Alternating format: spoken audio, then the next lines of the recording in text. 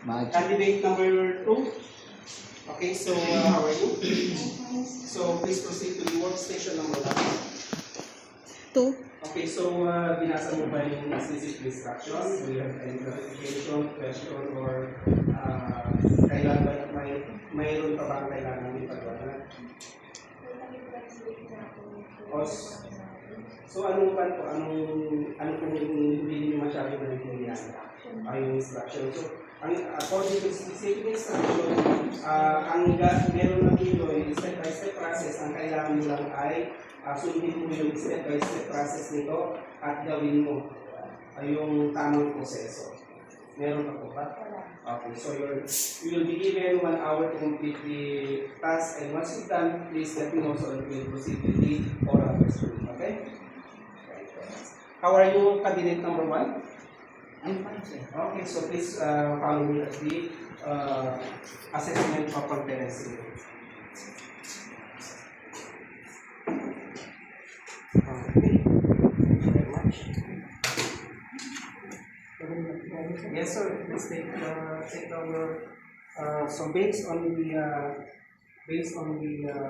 performance during your demonstration, I see that all the process procedures na susundan mo pa naman base sa instruction, specific instruction, and I observe also that you completely wear PPE from head to toe. Magandang practice yan. That's very much commendable to avoid incident, untoward incident. And you organize all the tools, materials, equipment ng sa ganun, systematic lahat ng galaw. So talagang naka-organize siya. For that one, I will mark you competent.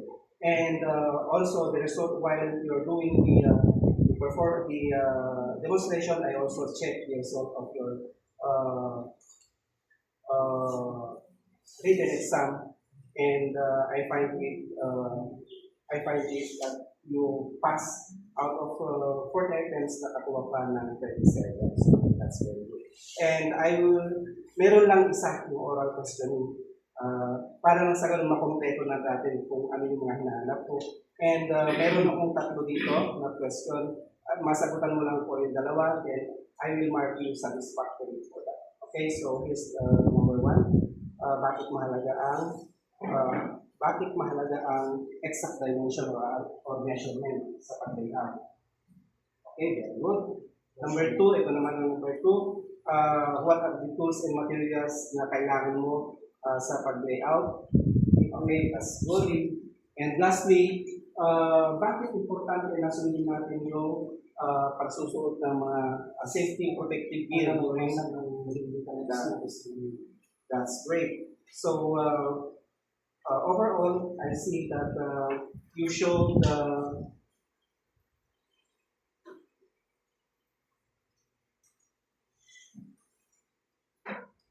okay, so congratulations for that. And during your the totality of your performance during your demonstration, written and oral in general, I will mark you competent. So, do you have any questions? None so far, so congratulations. So, for the result of for your assessment, I will mark you competent. Paki-sign ko dito. Okay, so I will also sign this. And this is your copy, and this is your copy. So, wag po natin kalimutan, hintayin natin yung email.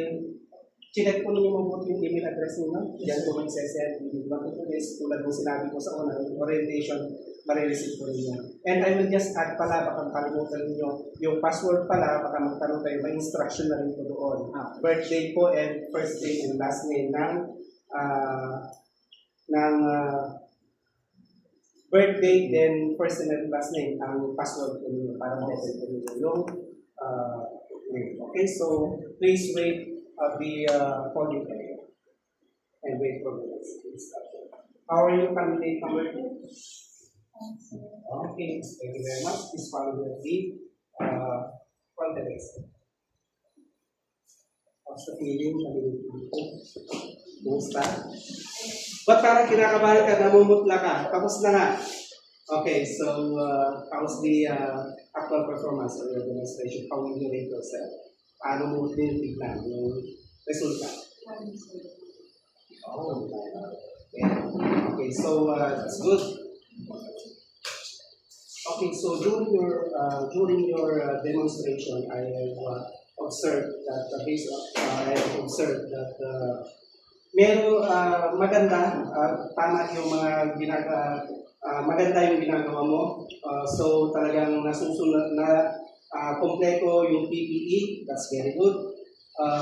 Talagang talagang prerequisite yan, requirement talaga yan. And also, how you perform the task, nasusundan mo lang yung step-by-step process. Maganda yan, para nang sa ganun ay alam natin yung proseso. However, I have just observed that I just see na medyo hindi nasunod yung exact na measurement. Medyo lumampas sa exact sa actual na measurement, which is yan ang pinaka-importante sa layout and planning. Sa working drawing kasi, kailangan kung ano yung nakalagay sa plano, yun din ang sa actual. Baka para lang sa ganun ay makukuha natin yung tamang ratio. And also, I observed na nagkalat yung mga tools, yun ang iwasan natin to make sure yung safety natin na worker, even sa work industry, iwasan natin. And yung mga numbers na ginamit natin kanina, may mga pako na nakapos. Yun ang iwasan natin for our own safety. And on your written exam naman, you did it great because out of 40, nakakuha ka ng 39. So, ibig sabihin yung knowledge mo talagang may malawak yung kalaman mo talaga sa carpentry. And I will just ask you 3 questions. First question, to make the assessment complete. First question, bakit kailangan magsuot ng PPE? Okay, very good. Number 2, ano yung kailangan mong ihanda para sa ganun ay tama yung ano yung kailangan mong basahin o ano yung basehan mo para tama yung mga dimensions. Okay, very good. Okay, and lastly, anong gagawin mo kung sakaling naubusan ka ng materyales?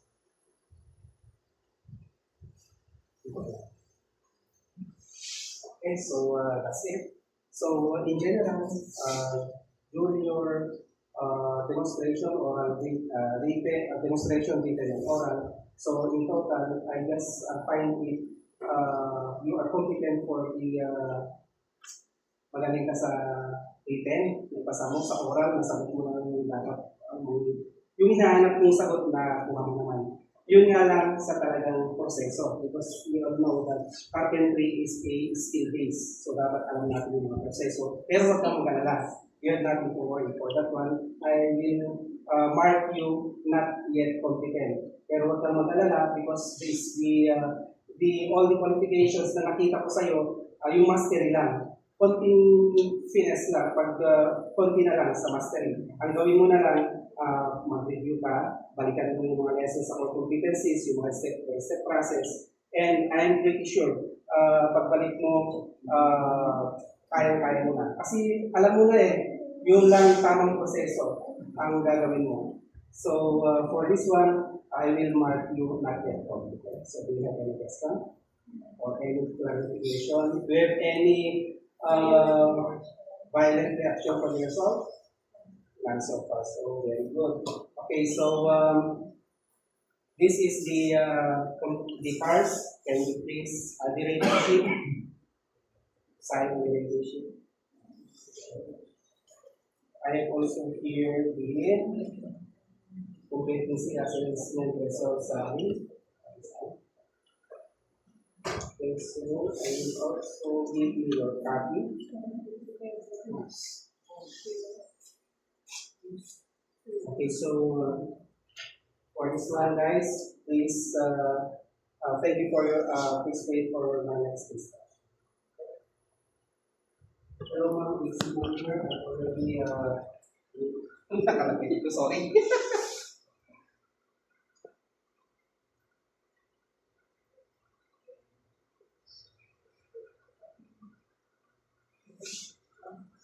Hello, ma'am. I have already finished administering the assessment. So I have cleared the 10 cars, the 10 rating sheet, and all the forms and documents that are needed, and all the candidates is waiting for the result of the assessment.